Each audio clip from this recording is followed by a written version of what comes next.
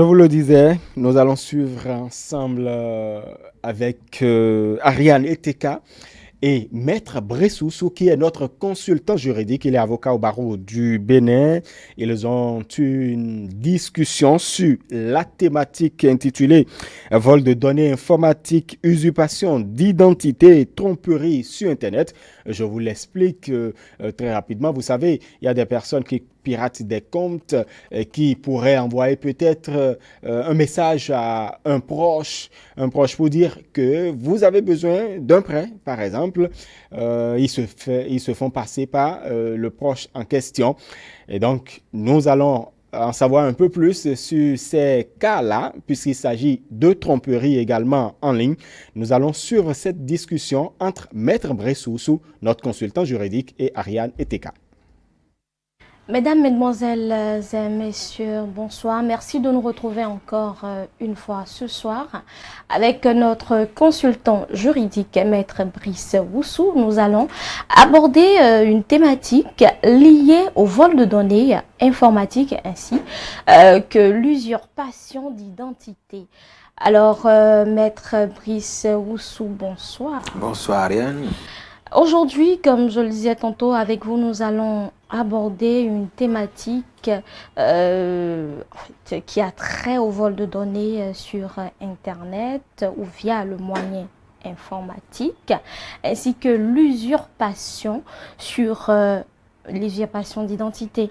Alors, qu'est-ce que l'usurpation d'identité? Qu'est-ce qu'on peut comprendre par usurpation d'identité? Usurper une identité, c'est utiliser ou faire usage d'une identité qui n'est pas la sienne. C'est-à-dire quoi? Vous écrivez à quelqu'un que vous connaissez, mais vous ne le faites pas sous votre identité. Vous prenez l'identité d'une autre personne à laquelle celui à qui vous écrivez serait accessible et vous faites des propositions ou vous faites des demandes. Donc vous usurpez le titre de quelqu'un pour pouvoir discuter avec une autre personne. Donc, faire usage de façon frauduleuse d'une identité qui n'est pas la vôtre. C'est ça l'usurpation d'identité. Est-ce que l'usurpation peut se traduire aussi par l'utilisation de faux noms sur Justement, Internet, si par exemple, quelqu'un vous contacte, peut-être trouve le moyen de pirater mon compte Facebook ou mon compte WhatsApp et vous écrit et se présente sous l'appellation Brice Woussou, cette personne usurpe mon identité pour vous joindre. Cette personne sait que moi je vous connais, vous Ariane, qu'il se peut que je vous pose une question, ou qu'il se peut que je vous dise quelque chose, ou qu'il se peut que je puisse vous demander quelque chose. Alors, en voulant le faire et en utilisant mes noms et prénoms, ou en utilisant peut-être une carte qui paraît être la mienne, cette personne usurpe mon identité pour vous joindre. Il faut que le nom ou l'appellation ou l'image soit d'une autre personne, voilà, avant qu'on ne parle d'usurpation. Une personne fait usage d'un titre, d'un nom ou d'une image qui n'est pas la sienne pour entrer en contact avec une autre. Alors, c'est également l'usurpation est égale à la tromperie. Oui, c'est une forme de tromperie en réalité. Tromperie entendue au sens large, on pourra peut-être dire que l'usurpation d'identité au sens strict est une des formes de tromperie. Et quand on parle de tromperie, il existe d'autres formes de tromperie? Oui, la tromperie, c'est lorsque, par le biais de systèmes informatiques, on essaie d'entrer en contact avec une autre personne par des manœuvres frauduleuses, dont par exemple l'usurpation d'identité, pour amener la personne à poser un acte qu'elle n'aurait pas posé si elle avait été informée de la véritable identité de la personne qui la contacte. Alors, je suppose que je suis victime d'une usurpation d'identité. Quelles sont les dispositions que je dois prendre? Quelles sont les démarches que je dois entreprendre? Lorsque, par exemple, cela vous arrive, je crois que la première chose à faire, c'est de porter plainte. Il m'est arrivé, par exemple, je vais vous donner un exemple, qu'un jour, un ami que je connaissais, qui a fait cotonner avec moi ici, il m'écrit de l'île Maurice. Il me dit, tiens, Brice, tu viens, lui il est là-bas depuis une dizaine d'années, il est allé pour un travail. Ah ben tiens Brice, tu viens en île Maurice, tu viens faire des affaires ici, tu ne m'informes pas, alors que tu sais que je suis là. C'est un mail qui m'envoie. Je dis non, je ne suis pas allé aux îles Maurice, je suis resté à Cotonou tout le temps. Il dit non, mais tu es venu faire une négociation en tant qu'avocat dans un cabinet. Je dis non, c'est pas moi. Il dit mais tiens, un Mauricien qui le connaît lui a demandé, quelqu'un s'est présenté à lui, la personne est venue à l'île Maurice et ils se sont vus, ils ont discuté et la personne a rejoint Paris et serait aussi au Bénin, lui a écrit après, il lui a dit qu'il est avocat, il est juriste et qu'il serait un intermédiaire pour une opération qui porte des centaines de millions. Ah ben tiens, et que lorsque la personne a échangé avec elle, avec celui-là, ce Mauricien-là, lui connaissant un Béninois qui est un ami à moi, qui a adressé, tiens, est-ce que tu connais cet avocat-là? C'est lui. Et c'est là l'ami en question m'a écrit. J'ai dit non, moi je suis jamais allé à l'île Maurice.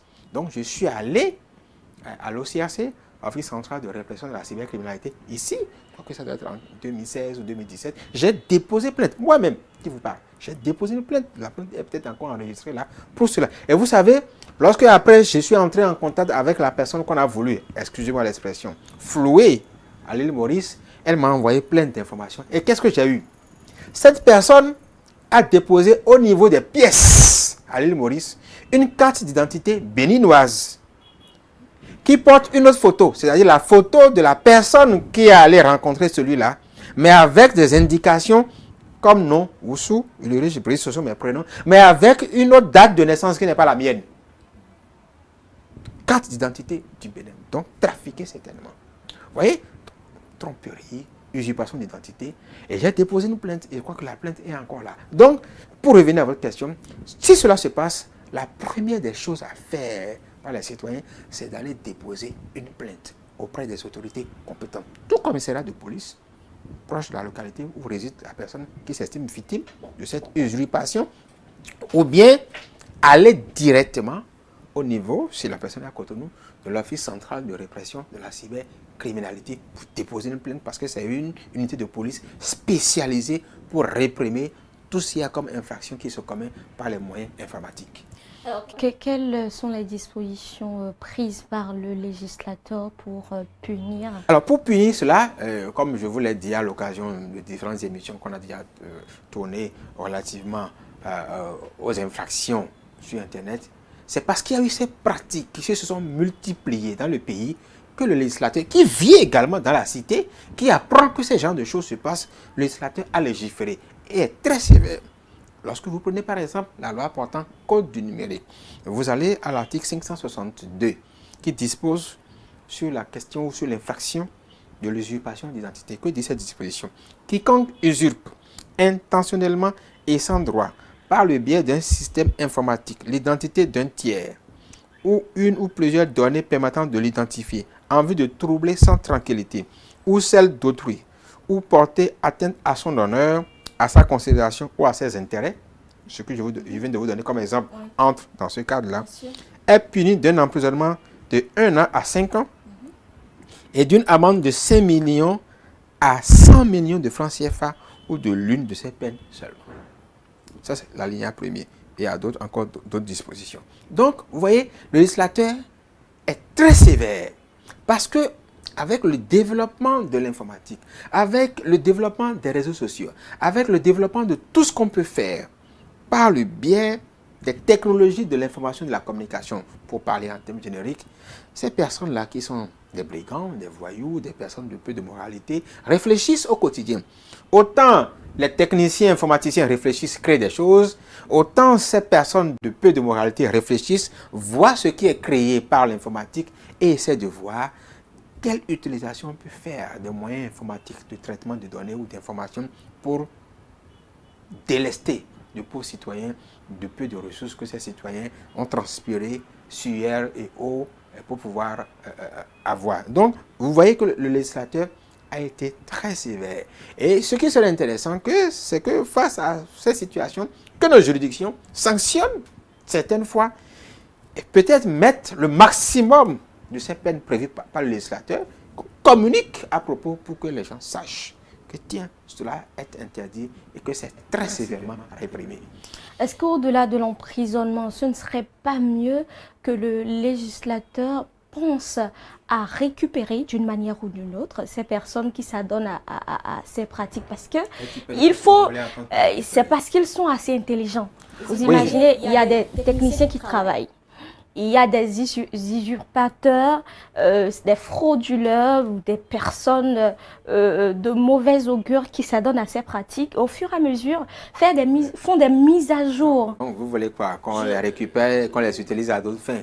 Bon, ça c'est une façon de voir la chose. Je ne suis pas sûr que les législateurs ou les autorités pensent la chose parce que celui qui a eu l'idée de faire cela, ce n'est pas évident que lorsqu'on va la récupérer, on va la mettre au service de l'institution publique, on puisse compter sur elle à 100%. Mais bon, vous pensez peut-être à ce qui a été utilisé au lendemain de certaines des guerres où lorsqu'on va attraper des techniciens des pays qui on a vaincus, on les utilise, mais là, on les contraint à faire ce qu'on n'a pas envie de faire. Moi, je pense que ce qui serait intéressant, c'est qu'il y ait assez de sensibilisation, comme ETL le fait actuellement, pour que les citoyens sachent comment se préserver. Que les citoyens imaginent comment se prémunir contre ce genre de personnes de peu de moralité, que les citoyens prennent des dispositions pour ne pas se laisser hacker. Comme le dit, il y a des hackers. Que les citoyens prennent des dispositions pour ne pas se laisser aller aux belles paroles de ces personnes de peu de moralité, que les citoyens prennent leurs dispositions. Il ne faut pas céder à tout ce qu'on vous envoie comme message, ou par WhatsApp, ou Viber, ou tout ce que vous voulez, ou tout ce que vous recevez comme mail. Ne pas se laisser aller. Être toujours sur le qui-vive. Lorsque vous n'avez pas vérifié, ne répondez jamais à ces mails, n'envoyez jamais vos données à caractère personnel. On ne peut pas vous écrire, j'ai l'habitude de le dire, Google ne peut pas vous envoyer un message dans votre mail et vous dire, donnez votre mot de passe. C'est pas vrai. Yahoo ne peut pas vous envoyer un message pour dire donnez votre mot de passe ou donnez votre numéro de compte bancaire. C'est pas vrai. Il n'y a que les arnaqueurs qui le font. Ces personnes qui ont choisi de gagner leur vie par ces moyens, ben, il faut que ces personnes comprennent que si par le passé, les juges, en essayant d'utiliser le code pénal, essayaient de sanctionner, mais il y a des dispositions légales précises prises par le législateur pour décourager ce genre de comportement. Et comme vous l'avez remarqué, la sanction est assez forte. Alors, avant de vous laisser, il y a des internautes victimes d'usurpation qui font des captures d'écran et qui renvoient sur le net ou sur les réseaux sociaux pour informer la communauté digitale de cette en fait, qu'ils ont été entre-temps victimes de ça. Vous pensez que c'est prudent de faire encore capture ou de... Vous savez, Internet est vraiment développé. Les réseaux sociaux sont tellement développés qu'il y a beaucoup de citoyens qui font des choses sur les réseaux sociaux, ne savent pas parfois que cela est constitutif d'infraction, ou ne s'imaginent pas parfois qu'en voulant donner une information au grand public, mais ils s'exposent davantage.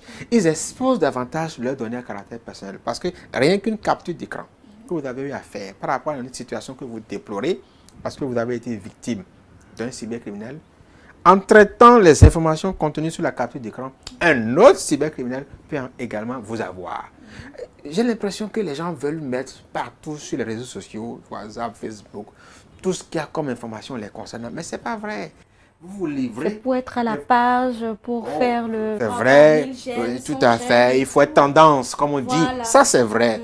Mais il ne faut pas être tendance pour tendance. Il ne faut pas être tendance en se livrant. Il ne faut pas être tendance en donnant aux voyous, excusez-moi l'expression, les moyens de vous avoir. Alors, vous avez des conseils? Oui, comme je l'ai dit aux citoyens, il faut beaucoup faire attention. Les réseaux sociaux nous offrent beaucoup de possibilités d'utilisation, d'usage. Mais il ne faut pas en faire usage à tout bout de champ. Il faut rester modéré, prudent. C'est vrai qu'il faut être tendance. Il faut utiliser les outils de son temps. Si vous êtes du temps d'aujourd'hui et que vous n'utilisez pas ce que mettent à votre disposition les réseaux sociaux, c'est que vous aurez vécu sans jouir de cette avancée technologique. Il faut en jouir très sérieusement. Mais il faut le faire de façon intelligente. En toute chose, il faut un peu de modération. En toute chose. En toute chose, un peu de modération. Vous avez compris, chers téléspectateurs de E-Télé du Grand Soir. On était avec le maître Brice Oussou, avocat au barreau du Bénin, également notre consultant juridique. Avec lui, on abordait un thème lié toujours au code du numérique, intitulé comme tel, vol de données informatiques, usurpation d'identité et tromperie sur Internet. Merci d'être resté des nôtres et à très bientôt.